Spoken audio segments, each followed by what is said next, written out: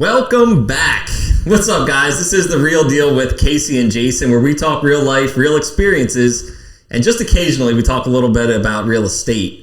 And we got a real special guest here today. I'm flattered. Truly.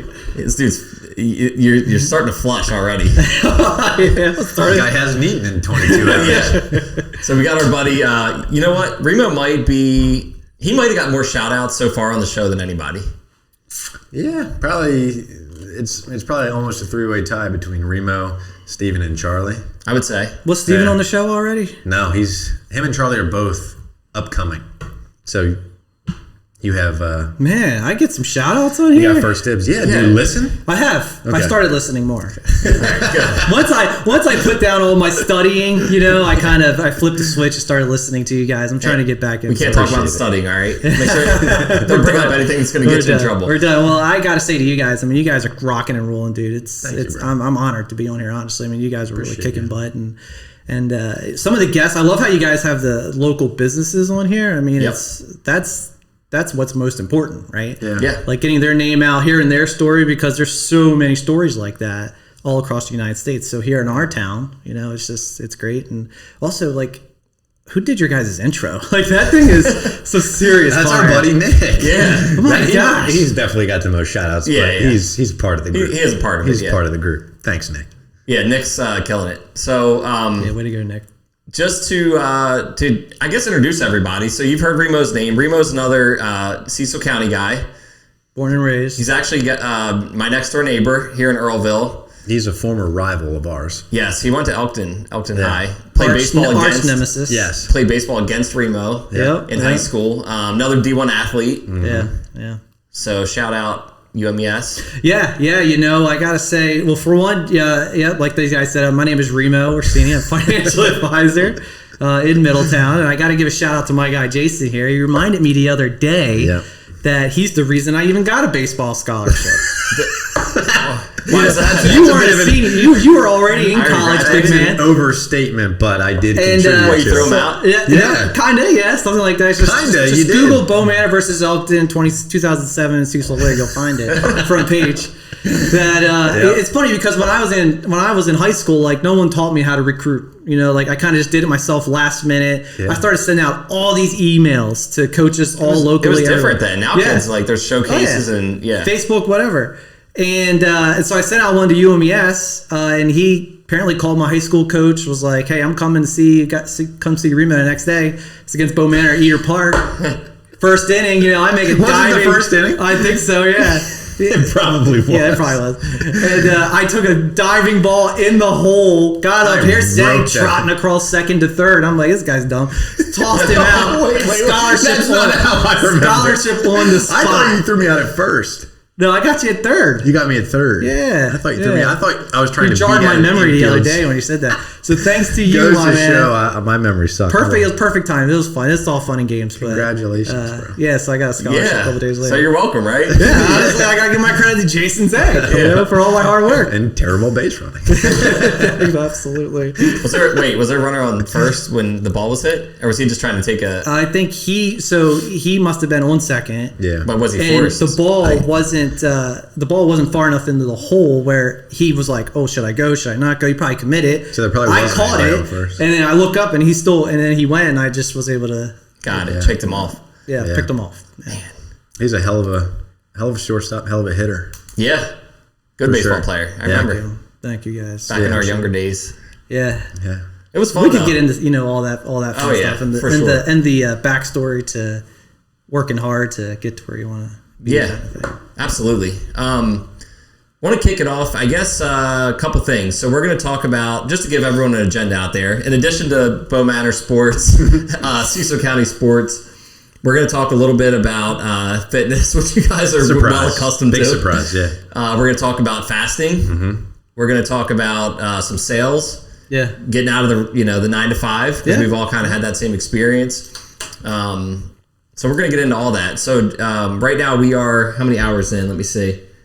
We are 22 to 23 hours. Yeah, I'm an hour ahead of you. Into a 24-hour fast that we're doing. Yeah, we when we originally set up this date, we had a different agenda, and then external forces kind of changed our agenda. And I saw Casey I think you were just out in the yard or something. I saw you, and I was like, "Hey, man, you want to just do a 24-hour fast for the podcast?" And normal Casey, "Yeah, man, that sounds great. Let's do it." I'm gonna text Zang now. I was like, "Crap," he said he wants to do it. I was like, "No, I got to do it." Yeah. So now we're doing it. It's been great. So we're all the way into it. And how you feeling? Yeah, honestly, it's been surprisingly better.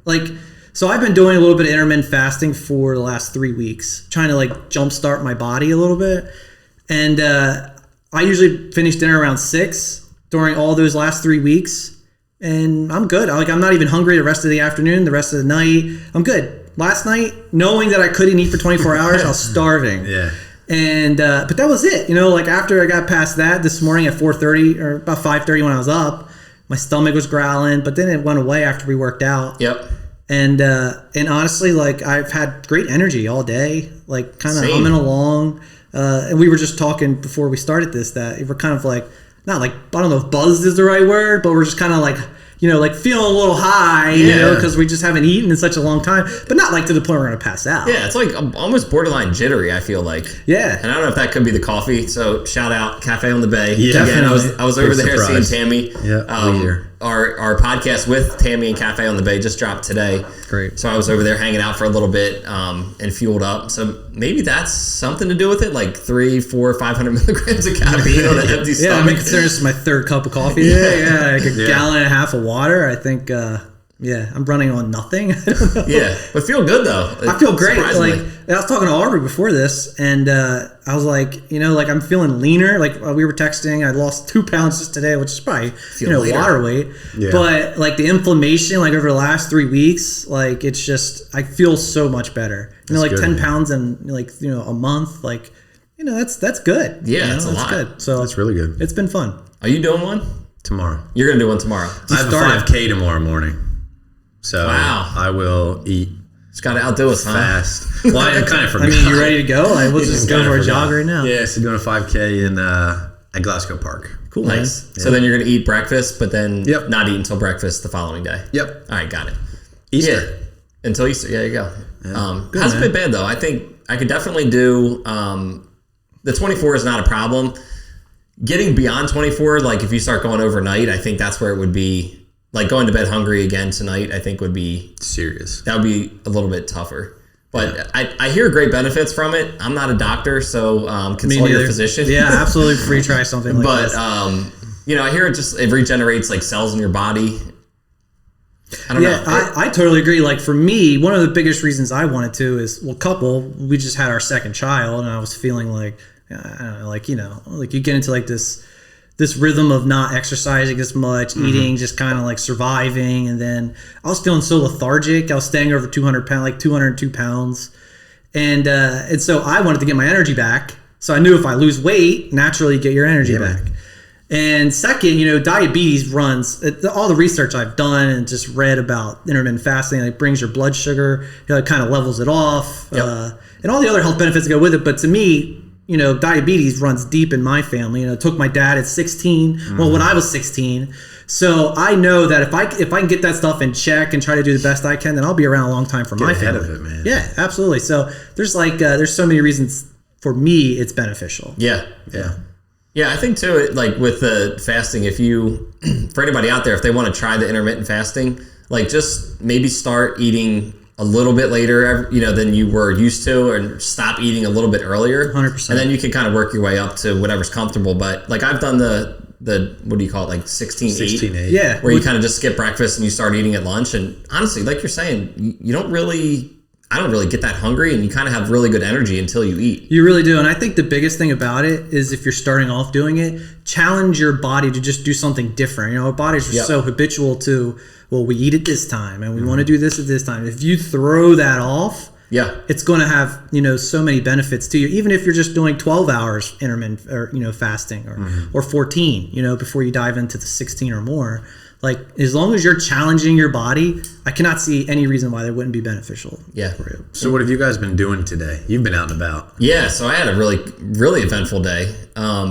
Does that help as far as you not being in one spot, thinking about it? It probably would if I didn't. So That's true. I've been all over the place. You have been to 2 places where food is present. 2 food places. I went to Cafe on the Bay, which the food smelled delicious. Smelled bacon and sausage and dude, that's egg torture. sandwiches cooking.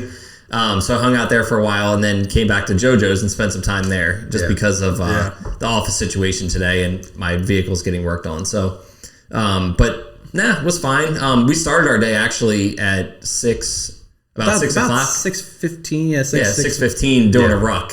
Nice. Yeah. So like when Jason and I listened to a podcast with a guy, Jason McCarthy, who started the Go Ruck company. Not the Jason McCarthy that we know. Yeah, different Jason all McCarthy. 3 of us. Yeah. Totally. What's up, Jason? Shout out, Jason. Yeah. But this was a podcast that we listened to where this guy started a company called Go Ruck. And he's talking, it's like, well, what's rucking? It's like, well, you just put a backpack on, put some weight in it, and you walk. So I've been trying to get Remo to do it with me for a while. And this morning we went out, did like 45 minutes. That's cool. Thoughts on that? What do you think about that? I think it was a great workout. It's different, you could definitely feel it in your lower body. Yeah. For sure. Oh, and, like then where we live, the different landscape, the hills, all that's a challenge. It's different than just doing sprints or, jogging along. Like the extra weight, no doubt, it adds pressure to you. It's a little uncomfortable wearing it, but you got to get used to it. Yeah. But other than that, like I thought it was a great workout. Yeah, we went a little heavy. So I usually carry around, I just realized last night when I weighed it, I usually carry around, it was like just under 40 pounds. Mm-hmm. And then when I picked up the weight vest for Remo, I'm like, wow, this is at 47. I can't be Better throw some more weight in there. Yeah, so we're both carrying 47 pounds. But yeah, if you're interested in somebody out there just getting, maybe just getting in shape and you're walking, try throwing some weight. It doesn't have to be that much. It can be 15 or 20 pounds. Throw it in a backpack and just walk. It's, I don't know the science behind it. I'm sure you burn more calories. Or if you're not walking, period, just walk. Yeah, just walk. Exactly. I totally agree with that. Just walk. Yep. Right? And then work your way up to that. 100%. Move. You got to keep moving. Yeah. Yeah, I mean, the human body wasn't designed to sit around and do nothing. It was designed to move, get it moving, get the blood flowing, all that good stuff. Yeah. Yeah. What else have you been doing today? Well, I mean, I haven't been doing much. Just hanging out. Well, so I got a 2.5-year-old at home, so she's keeping me busy. You're still I'm still taking home paternity leave, although I've been, kind of, doing a little bit of work here and there, but just spending time with the family today, staying away from the kitchen as much as I possibly can. Honestly, running around with her is a good workout enough for me. I bet. Yeah. But how could I forget this? It is Masters Week, so I had golf on all day. Yeah, we should have some on right here. Brooks Koepka is crushing it right now. He certainly is. So it's nice to see that whole rivalry with the Live Golf and PGA back at it. But yeah, so I've just honestly been chilling, and I feel like what you did today was probably the more sensible thing. Like, stay busy, because I've noticed when I do intermittent fasting, if I'm busy, like hours go by, you don't even realize it. Right. Yeah. If you're sitting around doing not a whole lot of stuff, like I kind of was, it's like, okay, well, it's been 15 minutes. Time to eat. Feels like 3 hours. So maybe stay busy, but don't go into food establishments. Yes. I would say so. That would be my advice. You're really testing your mental capabilities today. Yeah, and then my buddy Adam came over. He was on his way back up, and he's like, what are you doing? I'm like, I'm sitting at JoJo's having a decaffeinated tea and water. He's like, I'm starving. I'm going to come get something to eat. So he crushed the most delicious looking club sandwich I've ever seen. Right in front of you? Yeah. He's like, you good, man? You good? You want a bite? I'm like, I'm good. I'm good. I got this. That's good stuff. So, I mean, you brought up golf. Remo, you're a pretty good golfer. Yeah, I like to try to get out. I haven't been able to get out as much. Yeah. And I love beating up on Steve, our buddy. Another shout out, Steve. So, no fun. It's so much fun. Are you any good, Jason? No, terrible. Yeah, I got my handicap last year. It was like 11. It's good. That's good. That's really good. Yeah, that's good. What Ryan Fitzpatrick said. Did you hear him say that? That's what he's a 12 handicap. He's a 12 handicap golfer. Who's Ryan Fitzpatrick? The former journeyman quarterback for every team in the NFL. He played for the Redskins, the Dolphins, the Jets, the Bills, you name it. Yeah, I know Ryan Fitzpatrick.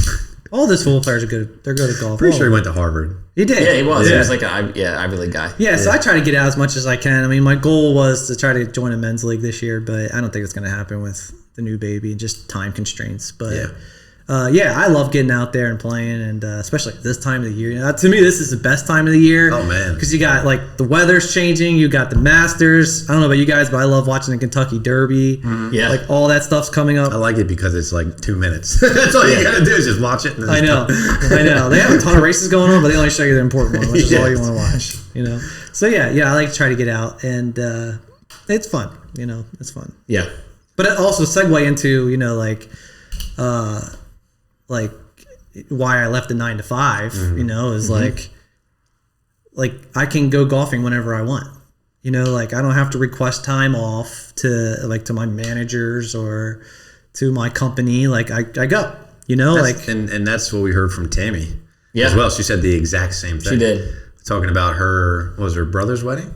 Yes. And she wanted to request off. Yep. And she got denied. And she was like, it's my brother's wedding. And she's like, well, you know, at that point, she just kind of had it. Because when you can't request off for like life events, I mean, in general, but especially for like big life events like that, that's when you realize, like, I'm not in control of my life. You're absolutely right. Yeah.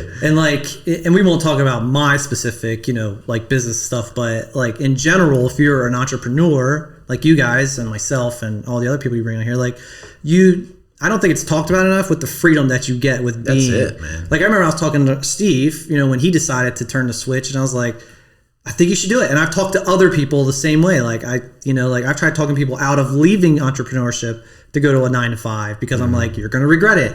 And they have. Yeah. And like, obviously, you know, the unlimited income potential is great, but you're so much happier. You can do whatever you want when you want with your family. You're never going to miss a sporting event for any of your kids.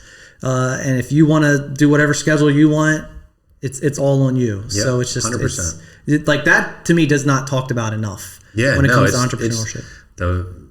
Like you said, the income potential is great, but for me, it has always been about, I don't have to clock in to somebody else. I don't have to. I mean, I have a broker, right? Casey's got somebody who's in charge in that company, but we don't have to. They're not worried about where we are. If you're doing what you're supposed to be doing, right? No one's gonna come, bothering you. And I remember when you turned the switch, a couple years back, and I just remember how miserable you were. To where you are now. It's like, it's a challenge. No, we're not sitting here saying it's easy. No. But that's, But if you want it bad enough, there's no plan B. You figure out a way to make it work. And that was my motivation, exactly what you just said. So my brother's in the mortgage business, and then his friends they were like big brothers to me, were all in the mortgage business. And I'm at work driving an hour one way to Wilmington and an hour one way back. And, Clara's getting older. I wasn't seeing her a whole lot. And I'm like, man, all these guys, like my brother and all his friends, they're coaching their kids' little league teams and soccer teams. They never miss a game. They got nice cars, nice houses. I'm like, I want that life. Yep. And whatever it takes. I remember calling my brother and just, I'm like, dude, I'm quitting my job. So bring me on a spot for me. And I had no options. I had a mortgage, a 1-year-old, a wife, car payments, student loan payments, and no money saved up, and just dove in, committed. And honestly, getting through that initial 2-3 months in the beginning was probably one of the things I'm most proud of career-wise. That figure it out period. Yeah. Yeah, if you the struggles you're going to run into, easily anybody can just give up and go, all right, I'll go back to the 9 to 5, because it is secure, but you're capped, right? I remember when I first wanted captive too. Yeah, you're captive, which is an even better way to put it, right? When I was moving into becoming a financial advisor, that well, in sales in general, I guess you could say, I met with someone years ago about doing sales, because I've done just previous sales jobs in the past. And, I was younger at the time. I didn't have a mortgage, kids, didn't have a wife. I was like, this is a great time for me to try this, because what do I got to lose? If I don't make it, I don't make it. And he looks at me, he goes, well, maybe all those other reasons are a reason why you should do it. Meaning there is no other plan. In my mind, I already had a second plan. Yep. I've already set myself up for failure. Yep. Right. Whereas if you have the mindset of, this is it, I'm committing to it. Backs against the wall. Even if you really don't have that many responsibilities, then you're going to thank yourself, much later. Absolutely. Yeah. I just can't stress enough. I mean, it's hard to explain to someone the feeling of the freedom there. And I sent you a podcast this morning. I don't know if you listened to it yet, but Ed Milet was talking about, and you're a big Ed Milet fan too. Yeah. He was talking about suffering and comfort. And he was he had this really long story. I don't want to go to the whole story. Yeah, that just came out, right? Yeah. It was a good one. Yeah, people are in an environment and they do everything they can to try to make that environment more comfortable. And he used the analogy of people in jail. And these people come along, they try to make that experience more comfortable. They give them better mattresses and they give them better food and better water. And then another person comes along and instead of giving them something to make it more comfortable in the prison, he unlocks the door and lets them out and gives them freedom. So he's like, a lot of times people, and myself included, right, you kind of suffer in comfort. You're like, let me make this better, instead of just realizing that, dude, it's all out there. It's all out there. And if you move towards, like we talk about all the time, what your potential is and what the things that actually truly call to you, if you move in the direction of that, then you're going to be much more, much happier. And it's not about money. It's really not. Like, that's a piece of it. It's a byproduct. It's nice. Yeah, but it's not all about that. Like, I think, just think about how many people that we all know that, like, by Tuesday they're talking about can't wait till it's Friday. Yep. Yeah. Like, I'm not saying every day feels like Friday, but I don't distinguish weekends too much from weekdays. No. You know what I mean? We're in control of our lives for the most part. Yeah. All the time. And it doesn't have to be like that. It doesn't have to be like, I can't wait for Friday. And then Sunday night, that anxiety is coming back. Yeah, I don't feel that anymore. No. Yeah. I don't feel that Yeah. anymore. I mean, I agree with you guys. Like, it is kind of like took from you guys, which is, like, be excited about Monday. Yeah. Right. Mm-hmm. And it's like, it really is a mindset, like so many people dread it, especially if, you're working for a company and you're not in charge of your destiny, that you're like, I don't want to do that. But us, we're like, hey, we can't wait to get back to work on Monday. And there's a lot of chances, a lot of times we're talking to people on weekends anyways, or, it's part of our work, which is fine. If you enjoy what you're doing, you're not really, it's not really interfering with your day-to-day life. But looking forward to Monday now, as opposed to dreading it, is such a big mindset change. Yeah, it is. It literally changes everything. Yeah. And we were talking, we could kind of shift to sales a little bit, because you kind of touched on it a little bit, but like everybody, like, guess Remo's running the show. I was literally going to say, in our new host.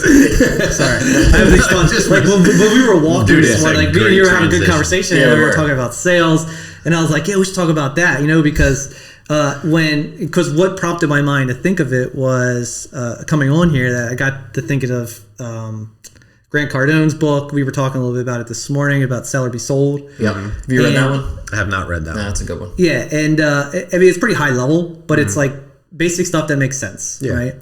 And the point is, like, everybody's a salesman. So, like, to the point of, if you're a 9-to-5er and you might think going into a sales job, which I don't like the word salesman anymore. I think it kind of has a bad rap. We're all financial professionals, right? But if you're is your phone's going off? I don't know what you're talking about, Remo. I don't hear that. I just glossed over the fact that we're in a completely new office today too. But we'll hit that later. Yeah, never mind. You'll get back to the sales. Yeah. So basically, like, everyone who's working in that 9-to-5 might not want to get into a job, because if you're a business owner, you're a salesman, no matter how you shake it, right? And they don't want to do it, but yet someone.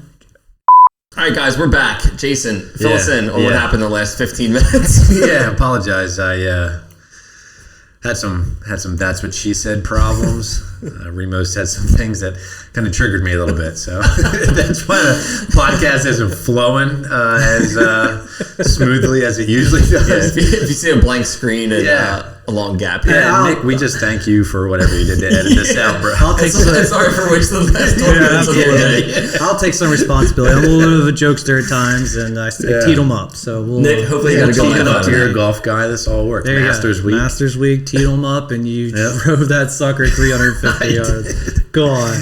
Hopefully Nick got a good laugh out of that. He's shaking his head, guaranteed. Oh, yeah. And here comes another blooper reel for anything out there. Keep it the PG part, though, Nick.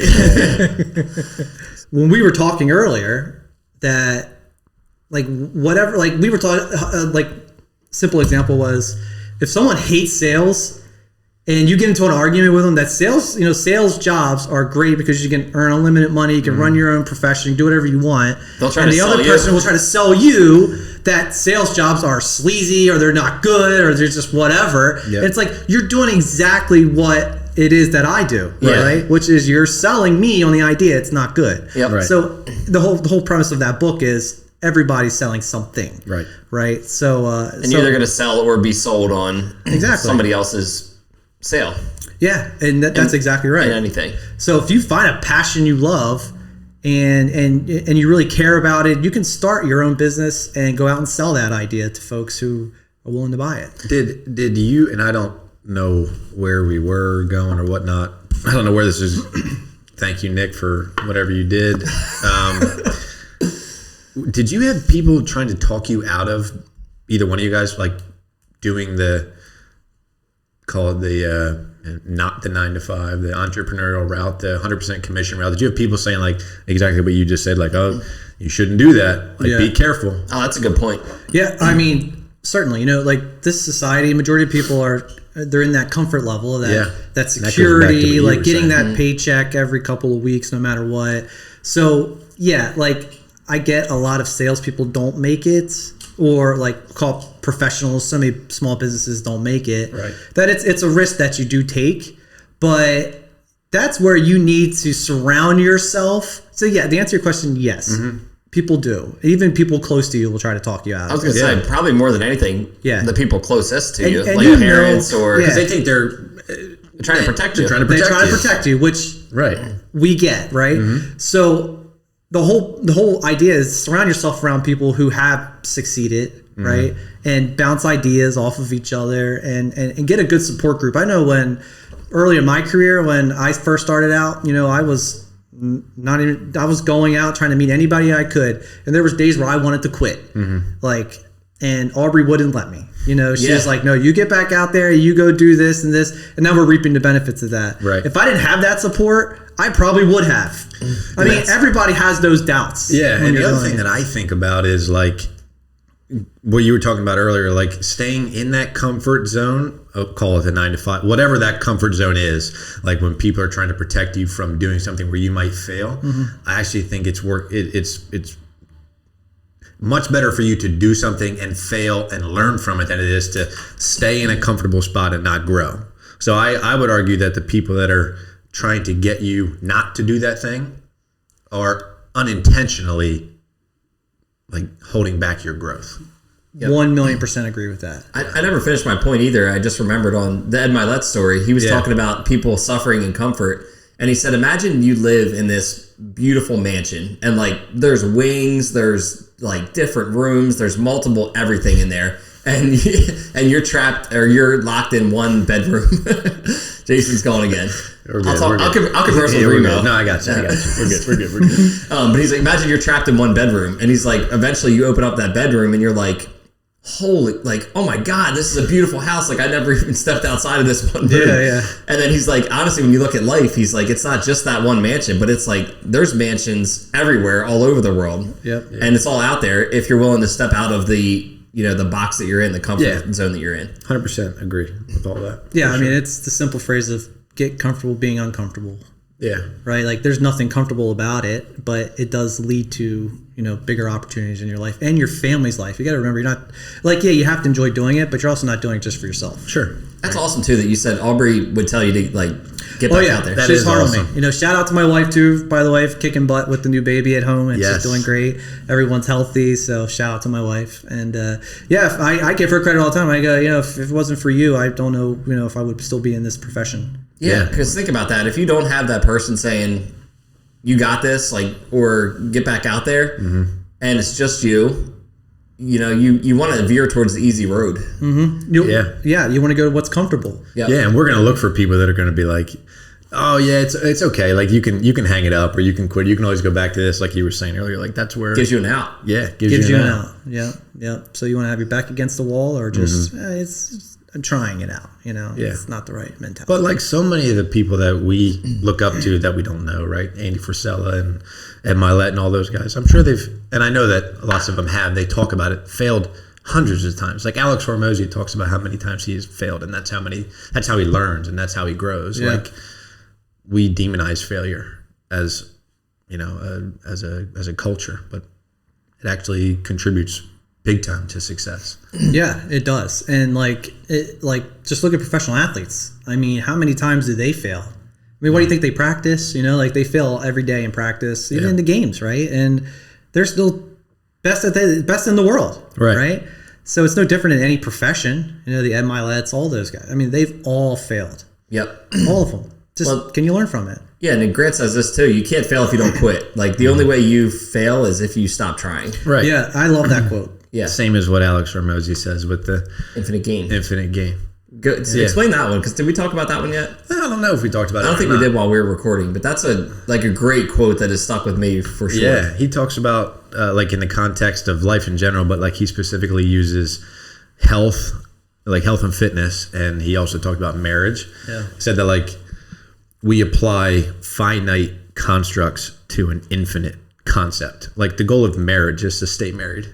So like you don't get married and it's over with. And you can't win marriage. You can't win marriage, right? You have to constantly work at it. Mm-hmm. And like a successful marriage is one where you constantly work at it and, everything, works out well, then, you die a married couple, right? Yeah. And the same thing with health and fitness. Like you don't try to lose 20 pounds and then like it's over with. Call it a day, yeah. Right? You need to fight to maintain that level of health and fitness for the rest of your life. It's going to help you live a healthy, long life. It's going to be great for your family, right? I mean, all those things. So applying finite constructs to an infinite game is what we tend to do. It's just completely incorrect. Yeah, it kind of reframed or changed the way that I think about goals, because I write down goals constantly. Every single morning I write down goals. But then I realized that when I hit some of those goals, you lose steam a little bit. Mm-hmm. And you're like, man, I hit that goal, now what? Like you just kind of lose that motivation to keep going forward. So now my goals are more like, I try to set things that you're never going to reach, if that makes sense. And I didn't really understand this before. Like people say, keep moving the goalpost. Yeah. But it's true. Like you can't win with any of this stuff. You're not going to win business. You're not going to win health. You're not going to win marriage. You're not going to win relationships. The idea is that you want to keep playing and keep getting better and keep going after your potential. Mm-hmm. Yeah. Yeah. I guess that thought concept there is if you set the goalpost so far away, but yet you land right here, that's pretty much probably where you want it to be all along anyways. Yeah. Yeah. Right. So I love that idea. And I don't write down goals. It's not really something I don't really have principles like a Ray Dalio or anybody, but I've always tried to just I had a vision in my mind of, kind of how I want things to go.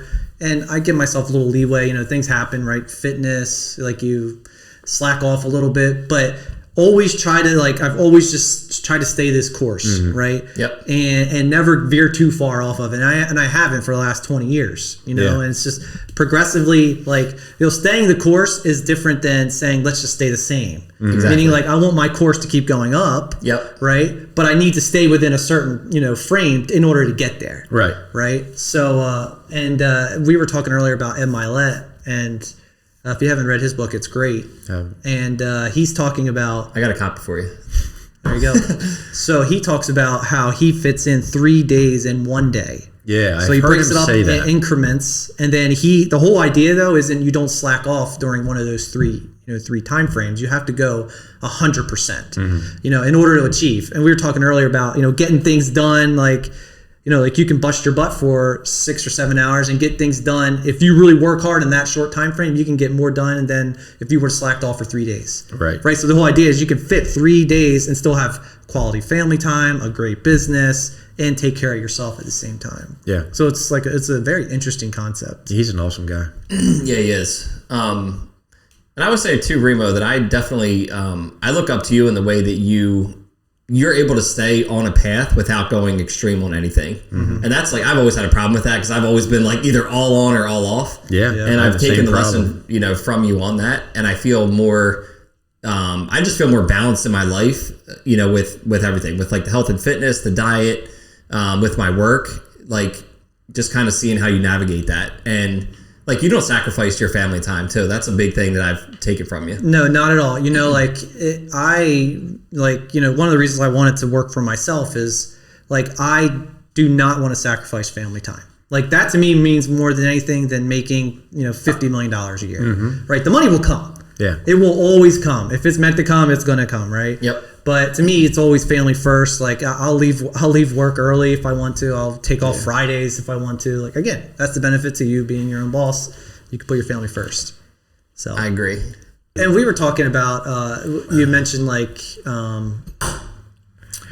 fitness, right? Well, how I've always been able to kind of stay within a certain path. And yeah, the one you thing and Jason too. Honestly, Jason's really good at that too. Yeah, yeah. But I get some extreme stuff in there every now and then. I agree very much with your assessment of how Remo is very even keel, but on a steady path. Yeah, steady path. And the one thing that's always been constant in my life has been fitness. Like, yeah, I'm not the most fit guy in the world. I love lifting weights. It's really what I like to do. Yeah. But like over the last 15, 20 years, like that's what I've always kind of gone back to. Right. And obviously you guys can know the benefits. I mean, if you're working out consistently, you're losing weight, you're building muscle, like that, spills over into your professional life. Yeah, I think it's a necessary outlet for people that, I mean, I can't speak for everybody, but especially if you're, for the most part, in control of your own life, that means you have a lot more stressors. And I think that the physical aspect of it can really be beneficial. Yeah, I mean, you talk about stressors. I mean, that's another reason maybe why people don't want to get into the getting out of 9 to 5. Yeah. But yeah, you're still stressing about other things outside 9 to 5. Yeah, it's just like, what's your hard, right? Everybody says that. And you're right. Like the fitness part, like if I feel that, like if I feel like I'm getting to a point where I'm like, yeah, like I can feel like the stress, like you can feel it in your neck, whatever. I'll go work out a couple days in a row, like really hard. I'm back. Yeah. And like I'm laser focused and doing it. But that's always like, I'm human though. I gain weight, every once in a while, and I slack off for a week or two, but it's always been something I come back to. Yeah, it's balance, man. It is. It's balance. Balance is huge. That might be good advice too for somebody out there. Like, say you're looking to get into a profession like we're all in, and maybe you're not working out now, or you don't have like your other habits aren't in place. That might be a good place to start, just to prepare yourself for like the battle you're going to step into when you do become an entrepreneur. Like get these other things in line now. You can start doing them while you're working your full-time job, but like start building a routine.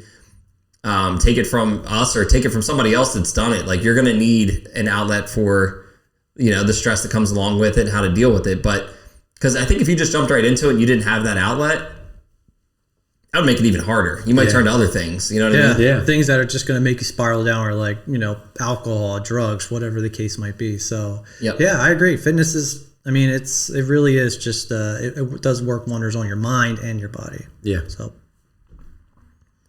what else, guys? Any other topics you want to cover? Any other shout outs you want to make? It looked like I was going to say something, but I got nothing. Cool.